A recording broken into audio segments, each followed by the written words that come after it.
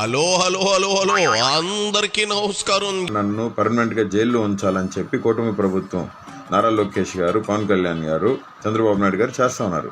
నన్ను చంపాలని చూస్తున్నారు. నాకు ఏమైనా, నా కుటుంబానికి ఏమైనా దానికి కారణం నారా లోకేషే. దానికి కారణం నారా లోకేష్, చంద్రబాబు నాయుడు, పవన్ కళ్యాణే. మరొకసారి తెలియజేస్తూ నేను ఇంటర్మ్ బెయిల్ మీద ఉన్నాను.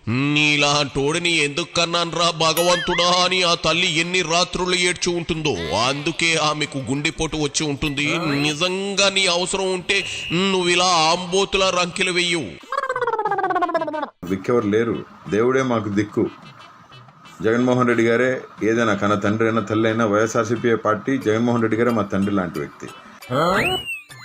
ఓరు ఓరు ఓరు ఓరు ఓరు బోడిగడ్డ, ఎన్నాళ్ళు చెప్పలేదే జగన్ రెడ్డి నీకు తండ్రి లాంటి వ్యక్త.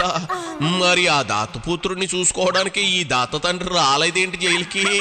నువ్వు అంతలా బూతులు తిట్టి నీసంగా మాట్లాడేవు కదా, మరి జగన్ ఎందుకు జైలుకి వచ్చి పరామర్శించలేదు? వైసీపీ ఎందుకు నిన్ను వెనకేసుకురావడం లేదు? పోసాని కూడా నీలాగే బూతులు తిట్టినోడే కదా, మరి ఆయన కూడా ఇప్పుడు పార్టీలో లేడు. ఆయన మెంటల్ కృష్ణకో ట్రీట్మెంట్, నీకో ట్రీట్మెంట్ ఏంటి?